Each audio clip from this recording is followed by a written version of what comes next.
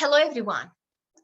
Welcome to the 5th episode of the interview series, Sharing Our Stories. I'm Dr. Shiva Rezvan, the Connecticut Psychological Association Public Education team member. And as you know, our goal is to create a deeper connection between our community and psychologists. And today, I'm so excited to share with you that we have Dr. Derek Fenwick, the CPA President-elect, with us. A warm welcome, Dr. Fenwick. Thank you so much. Thanks for having me. Thanks for accepting our invitation. So my first question, how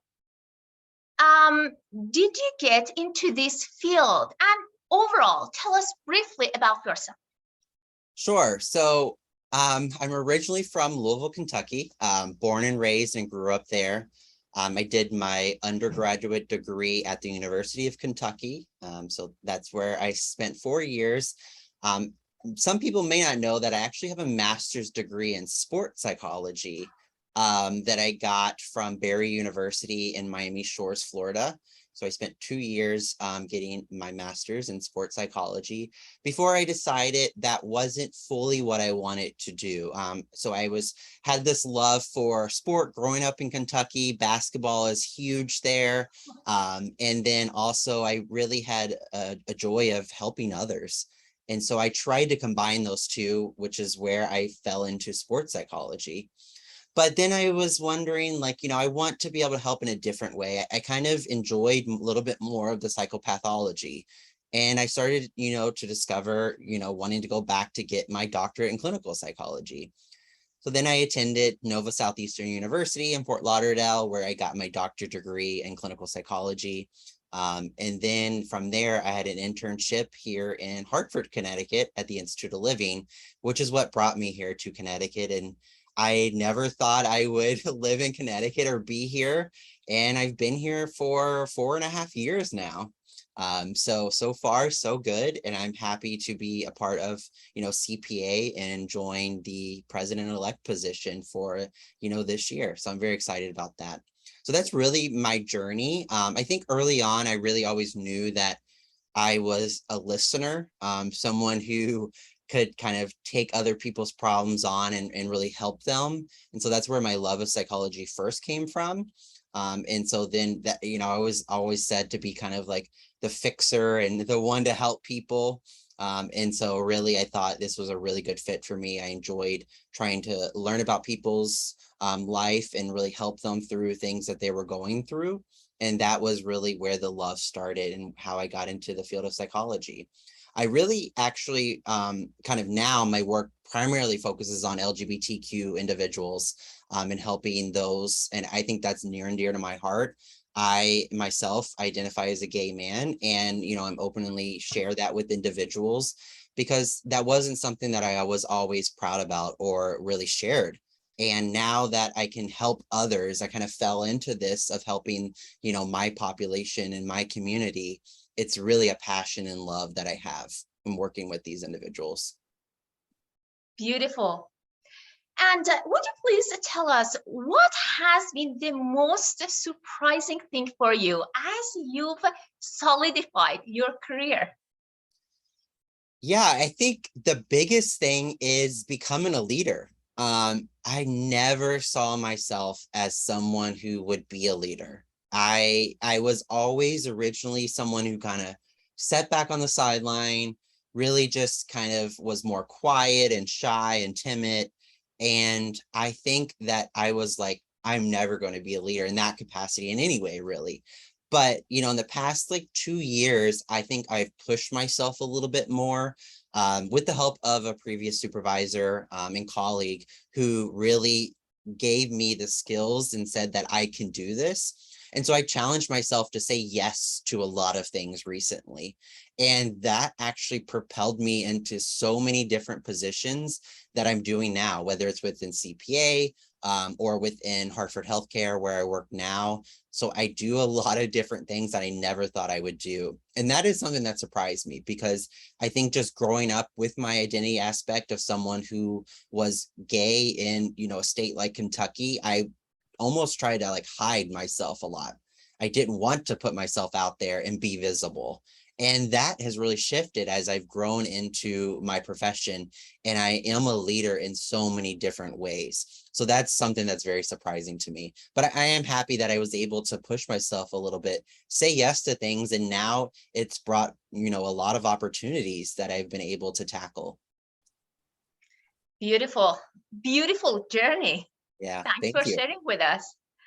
So if you were not in a career in psychology, what would you see yourself doing? Yes, I've thought about this. And some people may know, but I actually love to decorate. And I think I would be probably an interior designer. So I love being able to, even if I can go to some antique shops or to be able to find little different pieces, I think that would be so fun to be able to help others design their home in the unique ways that they like. Anytime I go to a store, if I had the money, obviously, I would love to buy new pieces for my own house. But that's not always the case. So I think really being an interior designer is a career path that I would go down if I was not a psychologist, because it's just so much fun to be able to kind of mix different kind of media and prints and look at furniture, and bring that all together to create a vision for someone in their home. Beautiful. That looks like fun. Yeah, I think it would be fun. Yes, yes. So, what aspects of leadership did you admire in leaders you have met that you want to embody?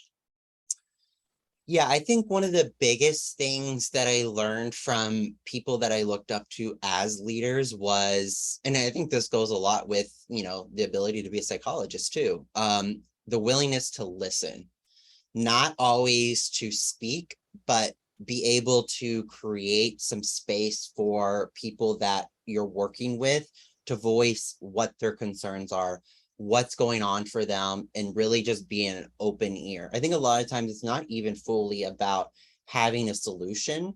I think, as a team, you can come up with that solution, but first, it's really about being able to listen to one's concerns. And I think when I have been able to do that with leaders that I've worked with, you really feel seen and you feel validated, and that they're listening to what you have going on or what your concerns are. And so that's one thing that I have tried to really embody as I've become a leader, is to really listen to the concerns of the people that I'm working with. So that's a huge thing that I think I hope to continue to do in my work as a psychologist and as a leader within CPA as well. Just listen to the concerns of the people that we're working with and try to help them in any way possible. Wow, that's huge. The art of listening. Yes, yes, and creating that space for people. It's not easy Yes. all the time. And as you beautifully said, that they feel they are seen, they are understood. Yeah, absolutely. That there's nothing more than that power of feeling seen by someone. Yes, yes. And it is my last question, and thank you so much for the all the responses. What was a recent book you read that you enjoyed and loved? Yeah, so I enjoy reading. And one book that I recently read, it's kind of a psychological thriller. So some people may not enjoy it, but it was Verity by Colleen Hoover. And I had never really read any of Colleen Hoover's books before. I think, she primarily does kind of romance novels, but this is one where she kind of stepped out and wrote a little bit of a thriller. I'm always interested in criminology and thrillers as well. I enjoy watching TV shows around that genre as well. And so that was a book that honestly I could not put down. I think I read it in 2 days. I blew through the book so fast. And it was very interesting. And also, she recently wrote an additional chapter to the book because there's so much discussion around who do you believe or what do you believe happened, that she wrote an additional chapter. And actually recently I went to Target and just read that additional chapter to try to get a little bit more insight into the ending of the book. Still, you know, it didn't provide all the answers that I wanted, but it was a book that I thoroughly enjoyed, and I could not put down. So I would say that is the book that, you know, if you're interested in that genre thriller, look up Verity by Colleen Hoover. Beautiful. Thank you for sharing with us. Absolutely. Thank you.